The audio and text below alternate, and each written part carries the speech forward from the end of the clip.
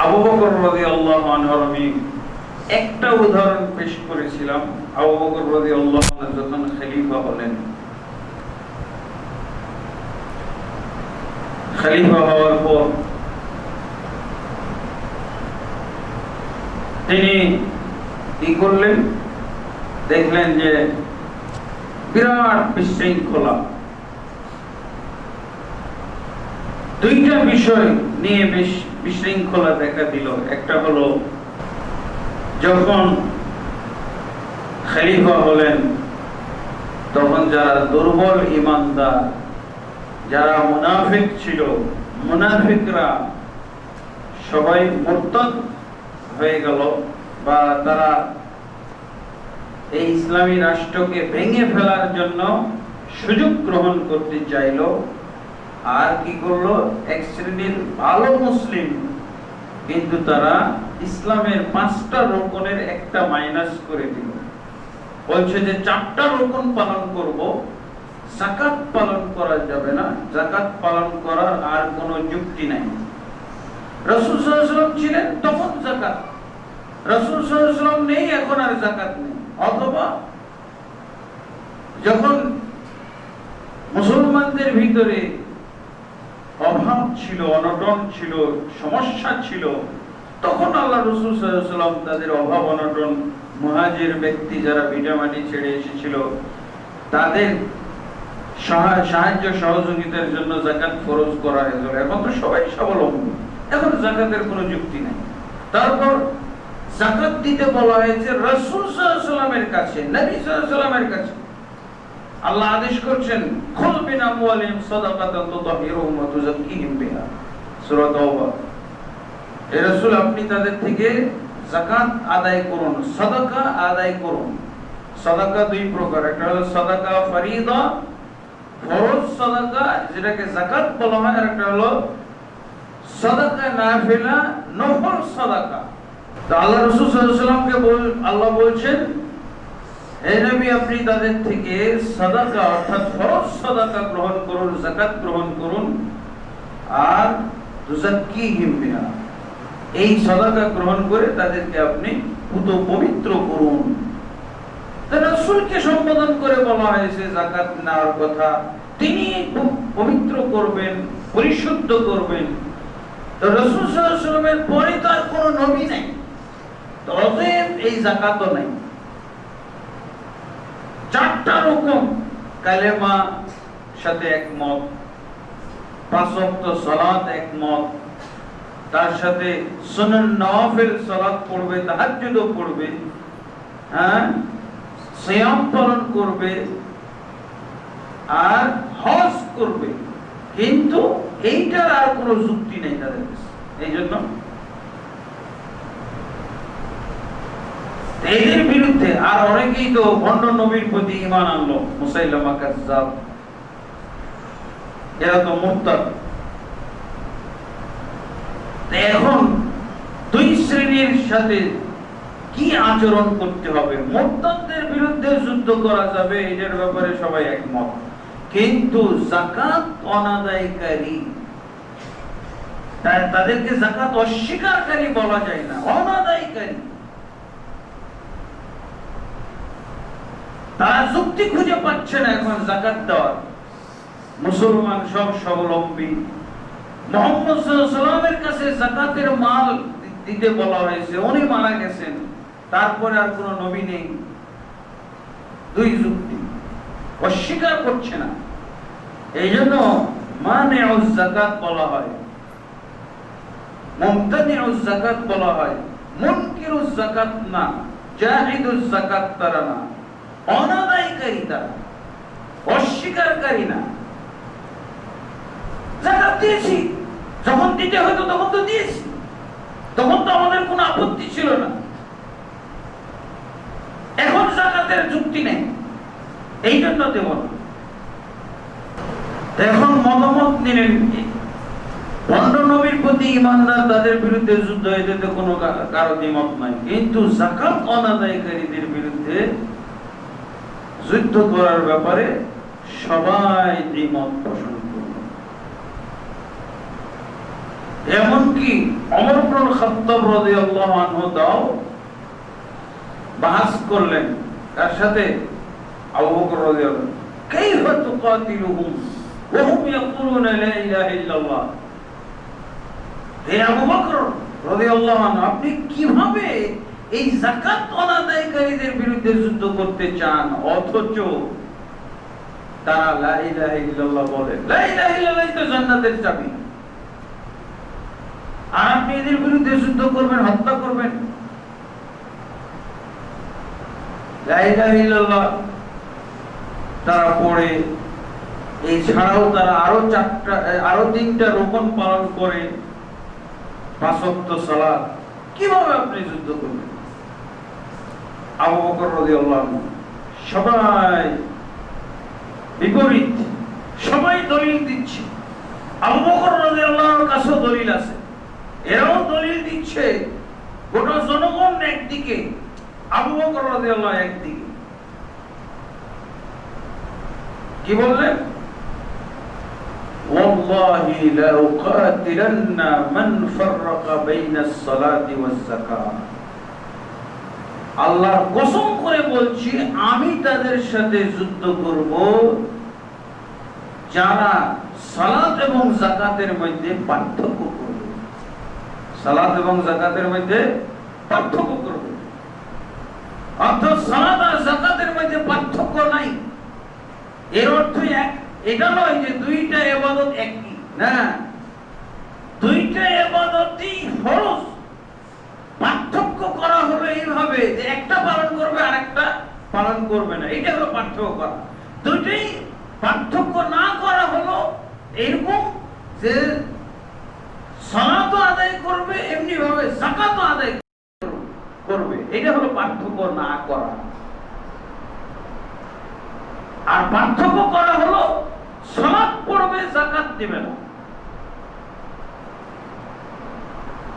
এবং ওমর ইবনে খাত্তাব রাদিয়াল্লাহু আনহুকে, তিনি নরম প্রকৃতির মানুষ, কিন্তু যার মাধ্যমে আল্লাহ ইসলামের হেফাজত করবেন, তাকে আল্লাহ তাবারক ওয়া তাআলা সময় মতো অবস্থা বিশেষে যখন যেমন হওয়া দরকার, আল্লাহ তাবারক ওয়া তাআলা আবু বকরের মধ্যে কঠোরতা দিয়ে দিলেন ওমরের চাইতে বেশি। ওমরকে কঠিন ধমক দিয়ে দিলেন, আজবারুন ফিল জাহিলিয়া ওয়া খুওয়ারুন ফিল ইসলাম। তোমাকে তো জাহিলি যুগে দেখেছি সিংহের মতো, বাঘের মতো, আর এখন ইসলামের যখন প্রয়োজন এরকম একটা ভূমিকা গ্রহণ করার, সে সময় তুমি এরকম বকরি সেজে গেছো, ভীতু সেজে গেলে, কাপুরুষ সেজে গেলে। আমি তোমার সহযোগিতা কামনা করেছিলাম, আর তুমি আমার কাছে অসহযোগিতার ভাষা প্রয়োগ করতেছো, অসহযোগিতার ভাষা তুমি ব্যবহার করতেছো।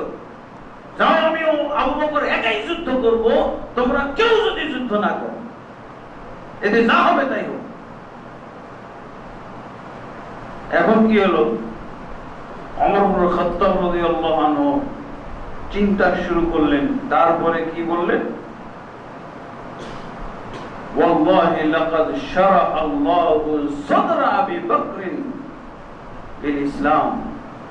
আমি ভেবে চিন্তে দেখলাম, আরো অন্যান্য দলিল ঘেটে দেখলাম, দলিল পর্যালোচনা গবেষণা করে দেখলাম যে সত্যি আবু বকর রাদিয়াল্লাহু আনহু কে আল্লাহ এই জন্যই খলিফা হিসেবে প্রতিষ্ঠা দান করেছেন যে আল্লাহ তাবারক ওয়া তাআলা অন্য কাউকে এই হক বুঝার যদিও আল্লাহ সামর্থ্য দেননি, কিন্তু আবু বকর রাদিয়াল্লাহু আনহুর সিনাকে আল্লাহ এই মুহূর্তে যে পদক্ষেপ গ্রহণ করা উচিত, এই মুহূর্তে হককে হক বলে প্রতিষ্ঠিত করা দরকার, সেই সময় আল্লাহ তাবারক ওয়া তাআলা তার সিনাকে খুলে দিয়েছেন হক বুঝার জন্য। জনগণ কারই বুঝে আসলো না এই বিষয়টা, কিন্তু উনি একাই বুঝলেন, একাই এমন দৃঢ়তা প্রদর্শন করলেন, একাই এমন তিনি সিদ্ধান্ত ব্যক্ত করলেন যে আসলে আল্লাহ তাবারক ওয়া তাআলা তার মাধ্যমে হক প্রতিষ্ঠিত করবেন, এটা আমি বুঝে ফেললাম। তারপরে যে একাত্মতা ঘোষণা করলাম, এরপরে জনগণ একাত্মতা ঘোষণা করলো, আলহামদুলিল্লাহ এরপরে যুদ্ধ হলো।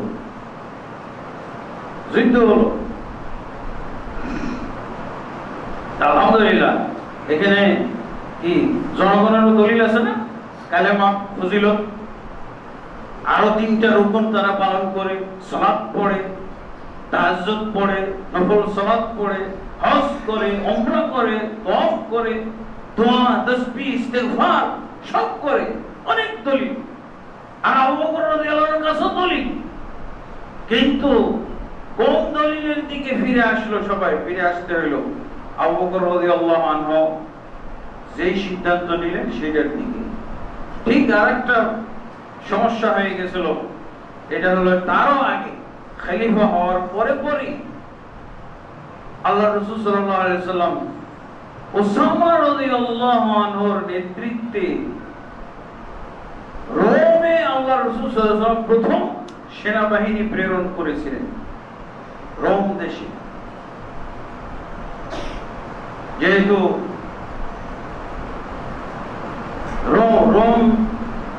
রোম দেশ অত্যন্ত অহংকার এবং দাম্ভিকতা প্রদর্শন করেছিল রাসূল সাল্লাল্লাহু আলাইহি সাল্লামের রাষ্ট্রের এবং দাওয়াতের বিরুদ্ধে কঠিন অবস্থান গ্রহণ করেছিল। এই জন্য আল্লাহ রাসূল সাল্লাল্লাহু আলাইহি সাল্লাম তাদের দাম্ভিকতা ধ্বংস করার জন্য রোমে তিনি রোগ সজ্জায় শায়িত হওয়ার পূর্বে এই সিদ্ধান্ত নিলেন। এবং এখানে রাসূল সাল্লাল্লাহু আলাইহি সাল্লামের সাথে অন্য সাহাবীদের কিছু দ্বিমত ছিল, মুনাফিকরা তো স্পষ্ট বলেই দিয়েছিল। মানে আল্লাহ রাসূল সাল্লাল্লাহু আলাইহি সাল্লামের ভুল ধরতে পারলে কোন একটা ফল তাদের কাছে মনে হইলে ওইটাকে তারা অনেক বড় প্রপাগান্ডা করে এটার বিরুদ্ধে অপপ্রচার চালাইতো। তারা এখানে সুযোগ নিয়েছিল উসামা বিন যায়েদ 18 বছর বয়স, তার নেতৃত্বে এই সমস্ত বয়োজ্যেষ্ঠ সাহাবী আবু বকর রাদিয়াল্লাহু আনহুর মতো সাহাবী তারা তার সেনাপতিত্বে যুদ্ধ করবে, এটা কোন ধরনের সিদ্ধান্ত? এটা কোন ধরনের চিন্তা? মুহাম্মদ সাল্লাল্লাহু আলাইহি ওয়াসাল্লামের কি বিবেক আছে? নাউযুবিল্লাহ।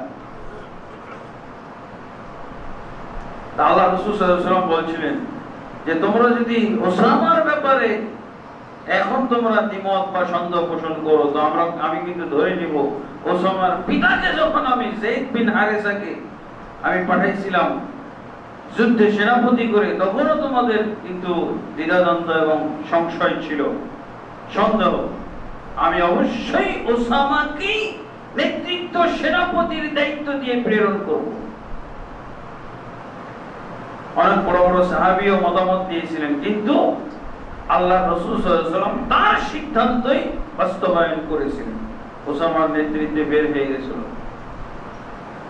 মদিনা থেকে 4.5 মাইল দূরে যাওয়ার পরই খবর আসলো আল্লাহ রাসূল সাল্লাল্লাহু আলাইহি ওয়াসাল্লাম রোগাক্রান্ত হয়ে গেছেন।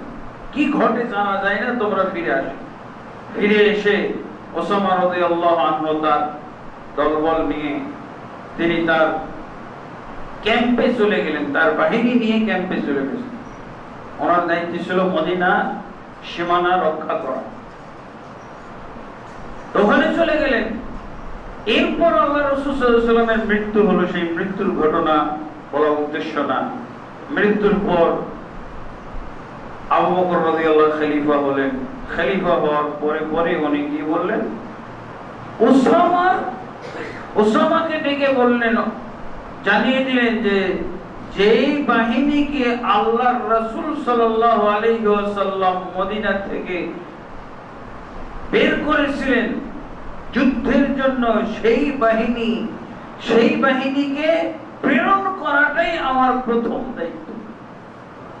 সেই বাহিনীকে, কারণ আমি আল্লাহর রাসূল সাল্লাল্লাহু আলাইহি ওয়াসাল্লামের খেলাফের মাধ্যমে, বিরোধিতার মাধ্যমে আমার খেলাফত উদ্বোধন করতে চাই না, বরং রাসূলুল্লাহ সাল্লাল্লাহু আলাইহি ওয়াসাল্লামের এই কঠিন একটা রহস্যজনক একটা আদেশ পালনের মাধ্যমে আমার খেলাফতের উদ্বোধন করব।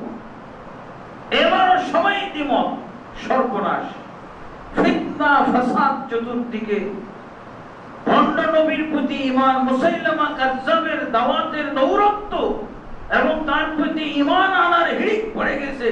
এদিকে হলো যাকাত অনাদায়কারী, কত ফিতনা ফাসাদ, আবার মুনাফিকরা তো রয়েই গেছে এই মদিনাতে, এদেরও একটা আক্রমণের ভয় ভিতর থেকে।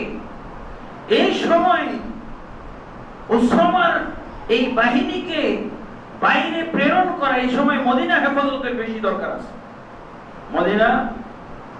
মদিনা হেফাজতের বেশি দরকার, বেশি প্রয়োজন। তা আপনি এই কাজটা করেন না। কাকে বললেন? আবু বকর রাদিয়াল্লাহু আনহু। আবু বকর রাদিয়াল্লাহু আনহু বললেন, যদি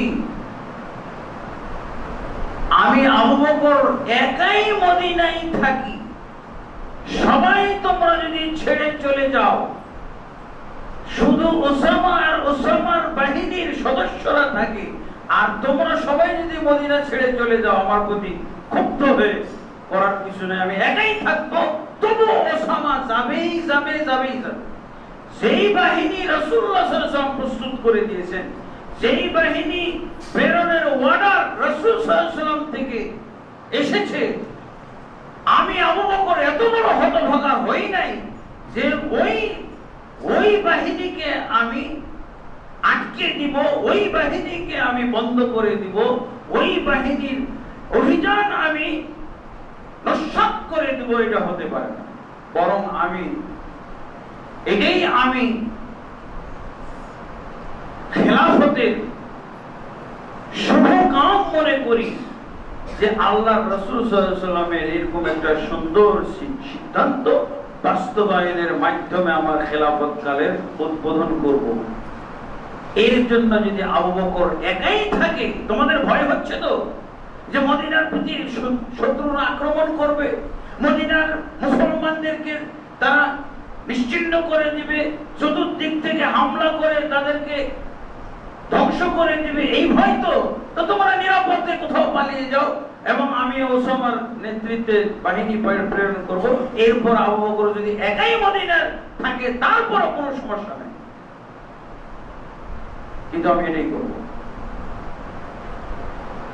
কি হলো? একে বলা হয় আমিরের সিদ্ধান্ত, একে বলা হয় আমির মানা, একে বলা হয় খলিফা মানা, একে বলা হয় রাষ্ট্রপতিকে মানা। ইসলামী রাষ্ট্রে রাষ্ট্রপতিকে মানা। এই মান্যতা আমরা বলি, নেতার কথা আমরা বলি,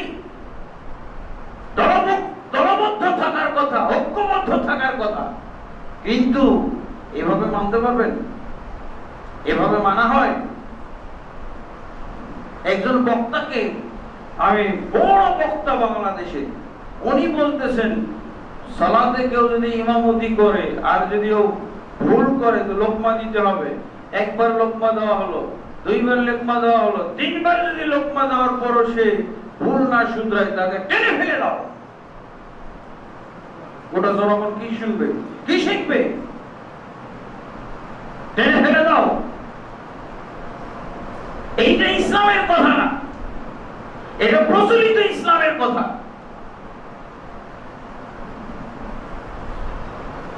এমনকি ইমাম ভুল করলেও তার পক্ষেই মতামত দিতে হবে, তাকেই শক্তিশালী করতে হবে। ঠিক আছে? এইভাবে মানাকে বলা হয় ইমাম মানা, এইভাবে মানাকে বলা হয় নেতা মানা। আল্লাহু আকবার। আবু বকর রাদিয়াল্লাহু আনহু জানতেন না এর ফলাফল কি হবে। আবু বকর রাদিয়াল্লাহু আনহু জানতেন না ওসামা, কিন্তু এইটা জানতেন যে আল্লাহর রাসূল সাল্লাল্লাহু আলাইহি ওয়াসাল্লামের আদেশ পালনের মধ্যে অবশ্যই কল্যাণ আছে, অকল্যাণ থাকতে পারে না, যেটার সম্ভাবনা বলে বেড়াচ্ছে এরা। রাসূল সাল্লাল্লাহু আলাইহি ওয়াসাল্লাম যে সেনাবাহিনী প্রেরণের সিদ্ধান্ত নিয়েছিলেন, সেই সিদ্ধান্তের মধ্যে ভুল থাকতে পারে না, সেই সিদ্ধান্তের মধ্যে কোন ধরনের অকল্যাণ থাকতে পারে না, শুধু কল্যাণ থাকতে পারে, শুধু এর মধ্যে জনগণের জন্য মঙ্গলজনক কিছু থাকতে পারে। এই বিষয়, এসব সম্ভাবনা এটা আল্লাহর দৃষ্টিতে না, আল্লাহর দৃষ্টিতে এগুলো সব ভুল সম্ভাবনা বলা হচ্ছে।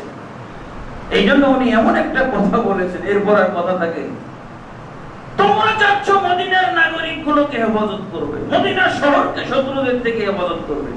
আমি আবু বকর একাই যদি থাকি, তারপর আমি জাইশ ওসামার বাহিনী প্রেরণ করব।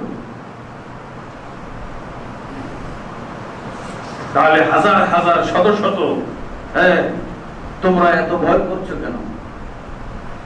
সবচেয়ে বরকতপূর্ণ, সবচেয়ে কল্যাণজনক, সবচেয়ে আমাদের জন্য, আমাদের রাষ্ট্রের জন্য মজবুতি, রাষ্ট্রের শিকড় মজবুত করার জন্য এটাই হলো ব্যবস্থা। ওসামার নেতৃত্বে তার বাহিনীকে প্রেরণ করে দেওয়া। তারপর তিনি সিদ্ধান্ত বাস্তবায়ন করলেন, বিদায় দিয়ে দিলেন। বিদায় দেওয়ার পরে পরেই শত্রুদের মধ্যে আনাগোনা শুরু হয়ে গেল। সর্বনাশ! এদের তো সাহস কম না, এদের তো জনবল এবং মনোবল তো কম না। এমন ক্রিটিক্যাল পরিবেশে, এরকম সময়ে তারা বহির রাষ্ট্রের প্রতি আক্রমণের জন্য, যুদ্ধ করার জন্য রোমের উদ্দেশ্যে সেনাবাহিনী প্রেরণ করে ফেলল। আর বেশি দেরিও করলো না, কেবল খলিফা হওয়ার পরে পরে সেনাবাহিনী চলে গেল। এমনি ওরা আতঙ্কিত, ছোটখাটো শক্তিগুলো এমনি আতঙ্কগ্রস্ত হয়ে নিবৃত হয়ে গেল। আল্লাহু আকবার! এমনি আর তাদেরকে বার্তাও দিতে হলো না। এটি একটা কঠিন বার্তা যে না, এদের শক্তি তো মনে হয় আরো বেড়ে গেছে। কোথার থেকে শক্তি পাইল? এখন থেকে শুরু হয়ে গেল কল্যাণ। এরপর যারা চিন্তা ভাবনা করছিল, মুনাফিকরা পর্যন্ত তারা আতঙ্কিত হয়ে গেল যে না, এদের জনবল, এদের মনোবল সব তো ঠিকই আছে, এ তো দেখি রাসূলের মতোই কারবার, মুহাম্মদ সাল্লাল্লাহু আলাইহি ওয়াসাল্লামের মতোই কারবার। মুহাম্মদ সাল্লাল্লাহু আলাইহি ওয়াসাল্লাম আজকে নেই, কিন্তু মুহাম্মদ সাল্লাল্লাহু আলাইহি ওয়াসাল্লামের সেই মনোবল তো রয়ে গেছে। সেই সিদ্ধান্তের প্রতি অনড়, কঠোর থাকা, সবকিছু তো রাসূলেরই সংস্করণ দেখা যায়। কই পার্থক্য তো কিছু বোঝা যায় না, দুর্বলতার কোনো লেশঘেশ পাওয়া যাচ্ছে না। কিভাবে তাদের প্রতি আক্রমণ করব? অনেকে এই সেনাবাহিনী পাঠানোর মাধ্যমে আতঙ্কিত। ফলাফল শুরু হয়ে গেল, পজিটিভ ফলাফল আসা শুরু হয়ে গেল। এরপর জাইশ ওসামা রাদিয়াল্লাহু আনহু সেই যুদ্ধে রোমের একটা সীমান্ত রাজ্য, সেই রাজ্যের প্রতি আক্রমণ করেছিলেন, যুদ্ধ করেছিলেন এবং যুদ্ধে বিজয়ী হয়ে বহু গনিমতের মাল নিয়ে ফিরে এসেছিলেন মদিনায় নিরাপদে, আলহামদুলিল্লাহ। এরপর তো আরো তাদের মনোবল, যারা শত্রু ছিল তাদের মনোবল একেবারে ধ্বংস হয়ে গেল, শেষ।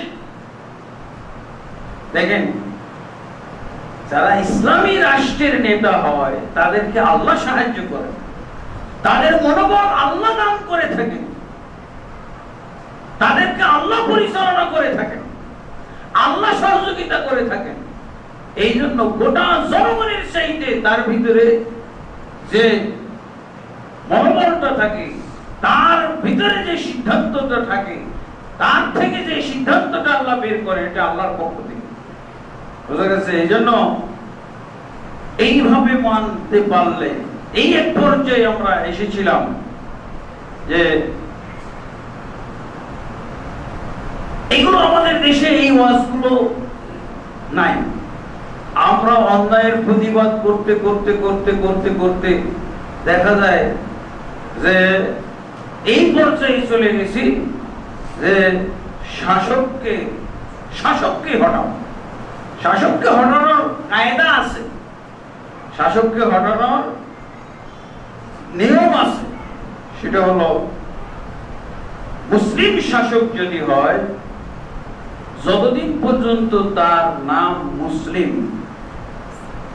তার অপরাধ এবং অন্যায়গুলোকে নোট করতে হবে, যাচাই করতে হবে, পর্যালোচনা করতে হবে যে যে সমস্ত অন্যায় অপকর্ম করছে এর মধ্যে স্পষ্ট কুফরি মুরতাদ হওয়ার মতো, স্পষ্ট মুরতাদ হওয়ার মতো কাজ করতেছে কিনা, স্পষ্ট সে কাফের হয়ে গেছে কিনা।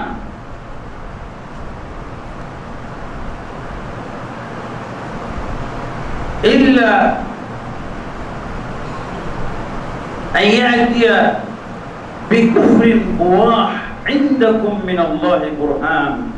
আল্লাহ রাসূল সাল্লাল্লাহু আলাইহি ওয়াসাল্লাম বলে দিয়েছেন, যদি শাসক এমন অন্যায় করে যে অন্যায়টা হলো কুফরুন ওয়াহ, কুফরুন ওয়াহ মানে স্পষ্ট কুফরি, স্পষ্ট কুফরি,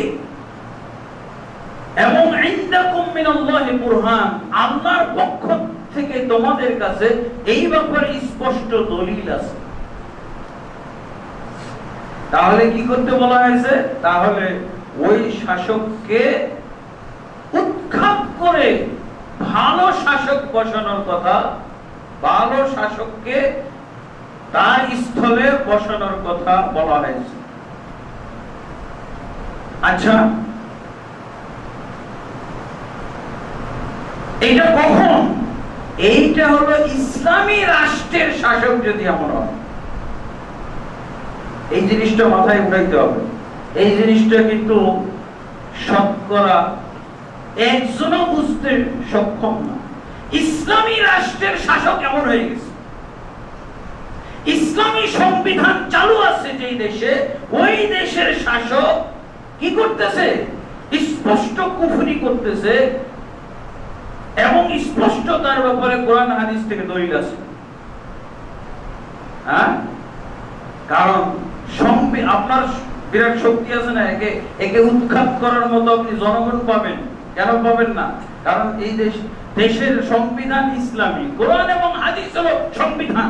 তা আপনার শক্তি আছে না তাকে সরানোর? এই যে দেখো, আমাদের দেশের সংবিধান হলো ইসলামী, এই যত হাদিসগুলো আছে, শাসককে উৎখাত করে দাও, শাসককে তাড়িয়ে দাও, শাসককে হত্যা করে ফেলো, আছে না হাদিসগুলো? বহু হাদিস আছে। এগুলো কোন শাসক? এগুলো ইসলামী রাষ্ট্রের শাসক।